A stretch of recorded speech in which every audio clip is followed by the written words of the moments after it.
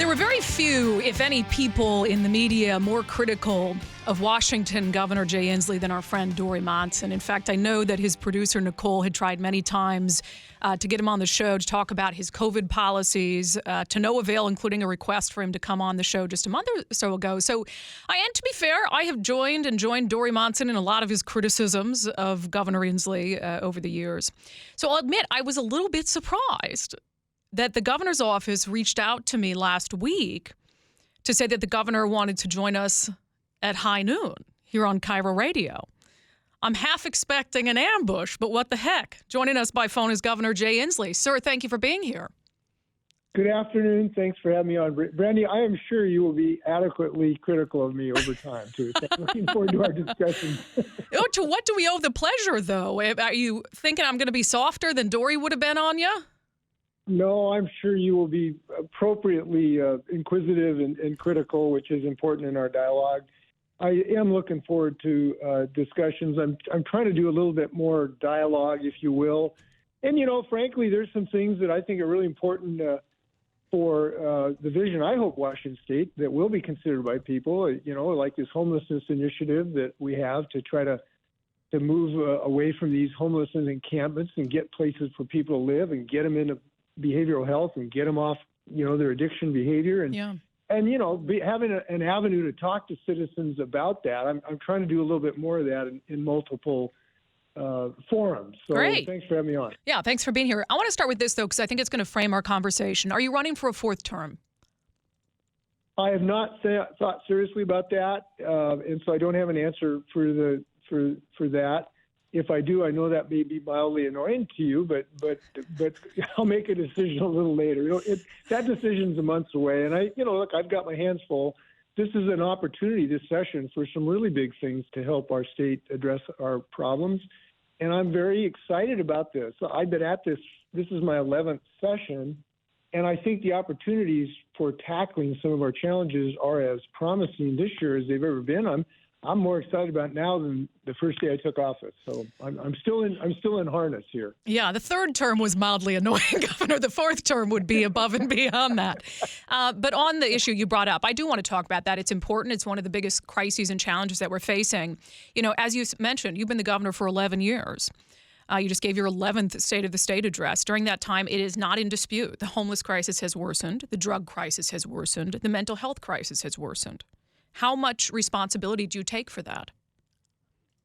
Well, I have a responsibility to do everything possible to help alleviate these problems, and that's what I've done, and that's what I am doing. It's very troubling to me, as anyone else, that we have been part of a national phenomena that nationally in many, many states, both red and blue, we've had increasing homelessness. We've had some increasing chemical addiction problems. This fentanyl crisis is an absolute crisis levels. So you bet. I feel this very personally. When I see people living in squalor in a homeless encampment, I take that to heart. So I feel that very, very deeply, and I wish that I'd alleviated all of our problems. Now, we understand COVID has exacerbated some of our underlying social problems. We're seeing that still. We're still under the shadow of COVID, both in housing and chemical addiction and criminal behavior. But I do think I've taken some measures that have helped us dramatically. Let me address this homelessness issue. There's a lot of frustration in this because we have increased some of our investments, about $30 to $50 million a year each year. So we have taken action, but it simply has not, and it is working in the extent we are moving people out of it. We're closing these homelessness encampments that are so frustrating to people. And the reason we're able to do that is we're providing homes and shelters so they have a place to go. Obviously, just moving people around whack-a-mole doesn't solve the problem. Just moving them from Federal Way to Renton or from Wallingford to Ballard doesn't solve the problem. We want to close these homelessness encampments, but to do that, we need some housing to get them into housing so they can get to solve their chemical addiction problem and get off drugs. That's not the only reason we have homelessness, obviously. So we're doing those things. But we simply have not done them at the scale that is required. We've done maybe 5 people. We need to do 25 people. And so that is something I'm hoping the legislatures will really step up to the plate and take a big swing at a big problem. It's not going to get better until we do multiple things. And I want to stress that because I do think sometimes people get into arguments about which thing is better. Is building a house? Is chemical addiction treatment? Is behavioral health? Is additional police officers? All of those things are necessary to deal with this problem. So I'm for doing all of those things, and I'm making proposals to the legislature to do those things at a scale that will actually move the needle. Look, this is not a self-correcting problem, and I cannot abide a vision of Washington State where we have these homelessness encampments on every other corner. That's just not consistent of who we are. So I'm asking legislators to do big things.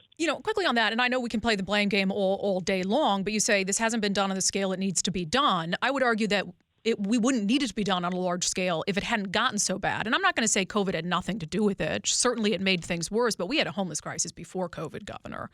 I mean, this mayor of Seattle, it was Ed Murray who declared a state of emergency around homelessness well before COVID. And so I guess when I hear you say we're going to do this on a big scale in your 11th year as governor, I'm like, well, what was stopping him from doing something on a big scale or something meaningful for the past 10 years? Well, I think that, your point's well taken. Obviously, it wasn't helpful when I had a legislature under Republican control that, wouldn't pay $1 to see a mouse eat a bale of hay. Okay, so that made it a little more difficult early in my term. We can't, first of all, I'm going to just stop at the blaming of Republicans for literally anything in the state because they have zero power. They have zero power. They have zero power. I'm coming to the second half of my term. Okay. But we have made increasing investments, but look, you learn, and what we've learned is that level of investment is not adequate to the task. That's the simple fact that we have to grapple with. And I do come back to this issue, and you've heard me say, look, we have a chemical addiction problem with these folks. We got mental health problems with these folks. We have vocational training folks, but we also simply have a lack of housing. We have to build more housing. We've had 1 million people move here because our economy has been so good. While I've been governor, we have attracted people from all over the country, and they're moving here in droves, like 1 million people, but we've only built about 325,000 housing units. Well, what happens when you do that? You're going to have a homelessness problem. And also, it's not just the homeless. It's our kids who are living in our basement because they can't afford rent anywhere in Western Washington. So we have to build more housing. And what I'm saying is we all have learned that what we have done has been inadequate to the level of the task. Now, why has that happened? Well, this is not an easy problem to fix. It is expensive. It is contentious.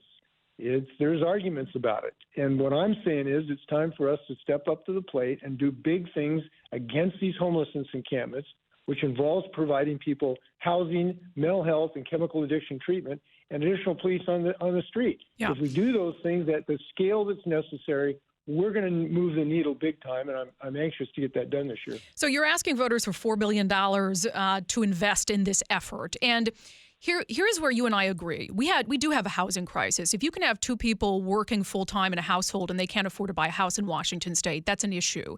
But where we are going to firmly disagree is that what we're seeing manifest on the streets is a result of a lack of available housing. I want to play a really quick clip of what you said during the State of the State. The fundamental underlying challenge is that we do not have enough housing in our state for our people. Governor, it scares the hell out of me that you believe that the fundamental issue that's causing this crisis on our streets is one of housing. What makes you think that it is one of housing? Well, I think that was one of the first things I said in the show. There are multiple challenges if we're going to get on top. You did say problem. That, but you're calling it in your State of State the fundamental issue. Well, I don't really think it's fruitful to argue whether it's fundamental or tangible or multiple. That's just not an argument worthwhile for us to have. The question is, what should we do about this problem? I agree, but you said it.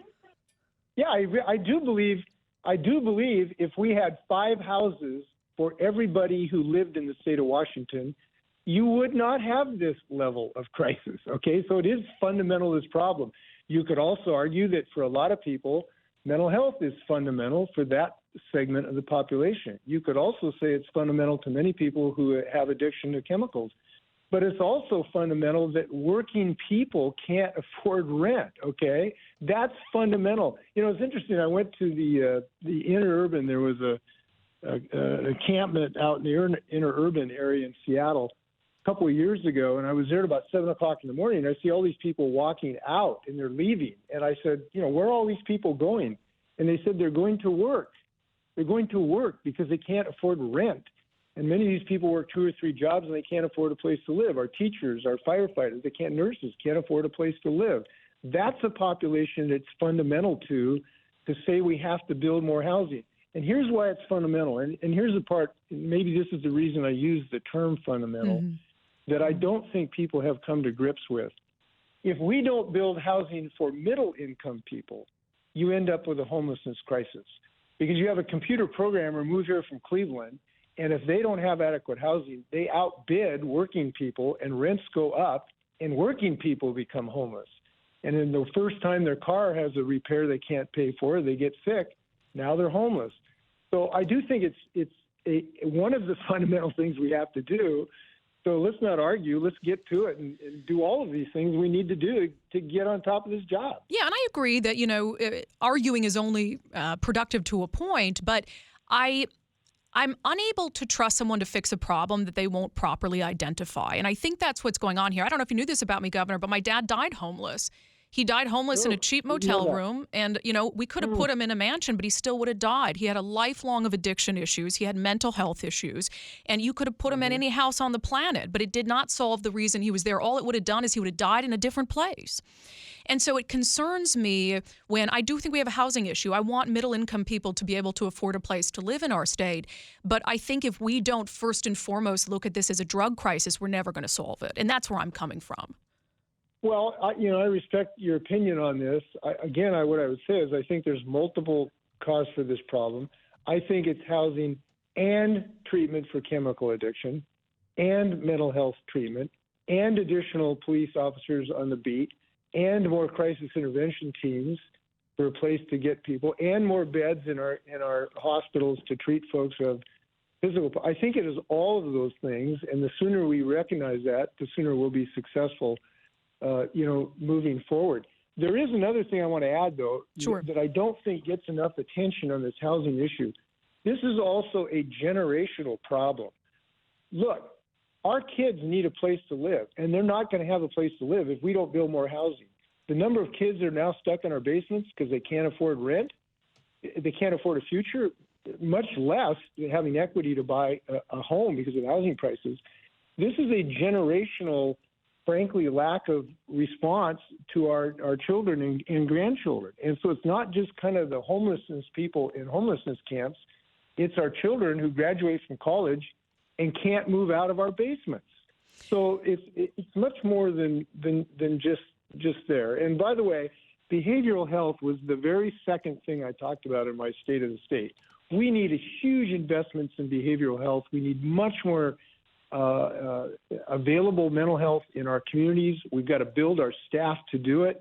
We are doing this. I'm thrilled that we're bringing on a 150-bed teaching hospital, which, by the way, is the very first one in the United States with the University of Washington.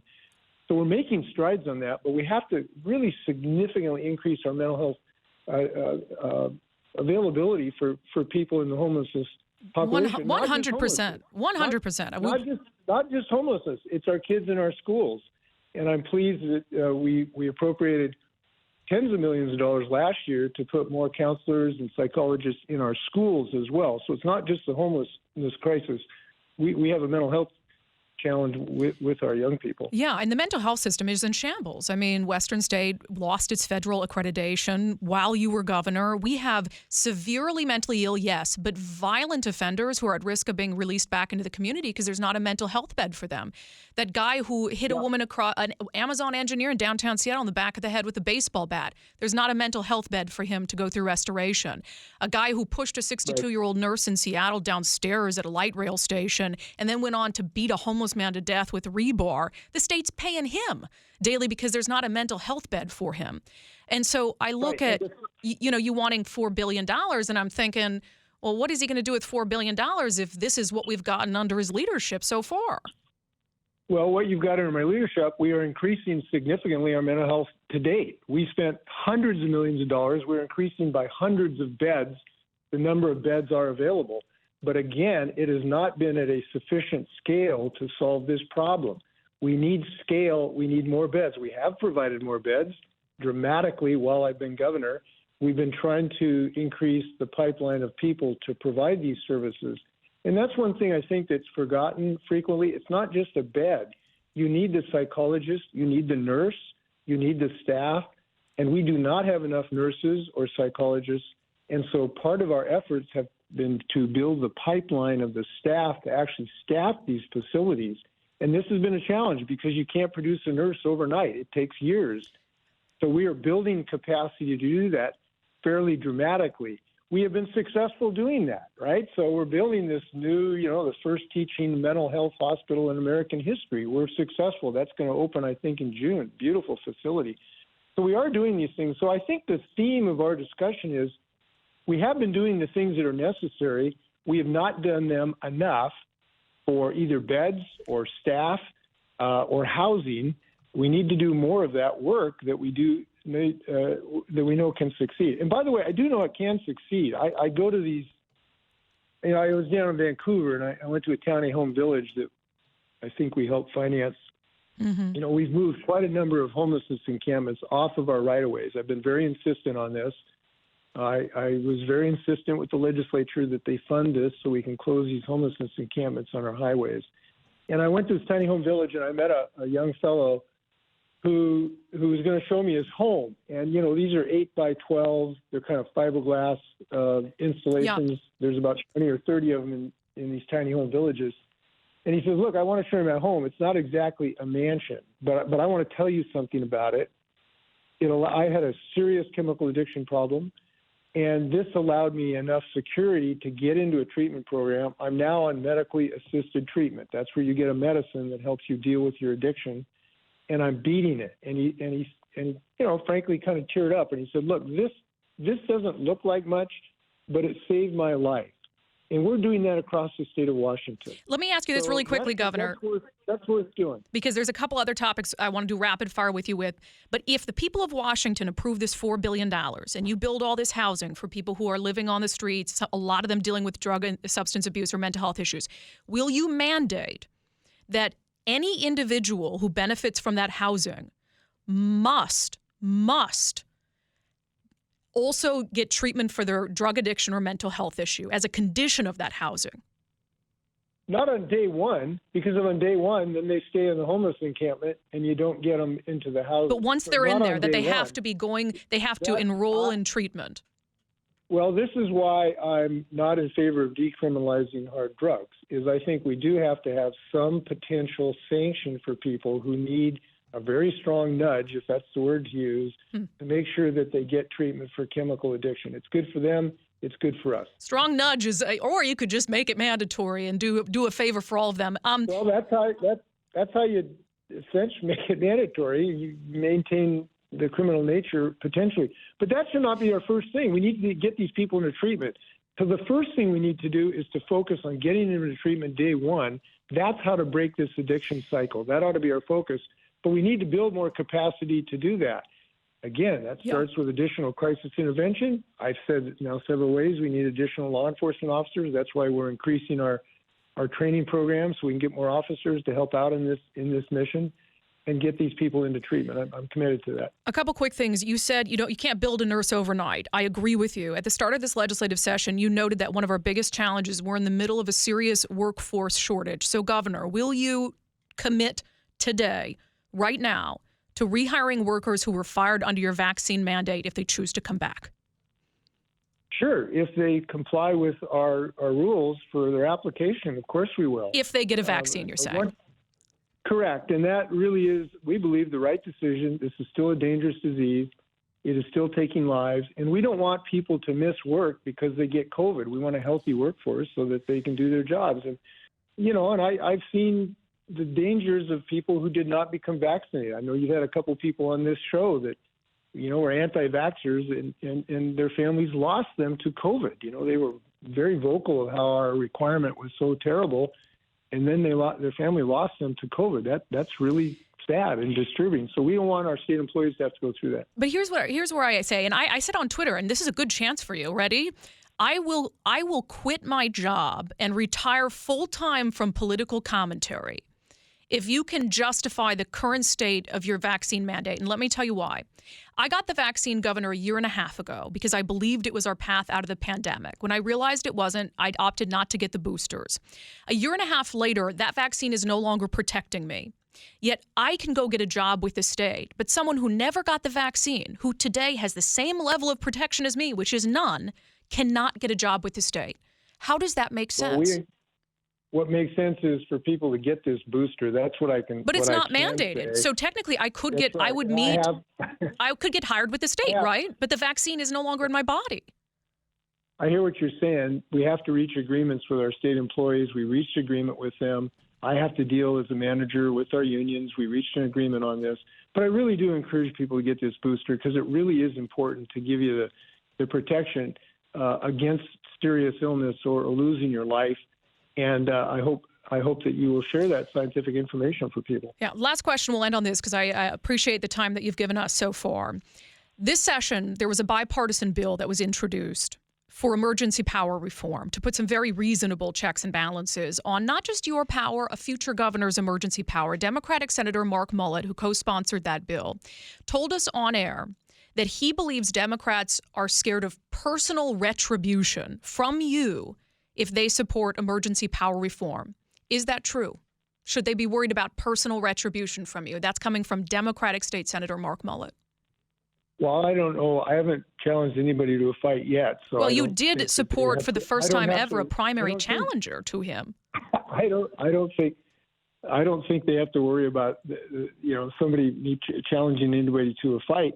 But here's the two things I think about. One, I don't think this is necessary. The legislature had two sessions to deal with this and did not confront or try to change our rules. We were united on this, and we had great success. And that's the thing I want to perhaps leave you with.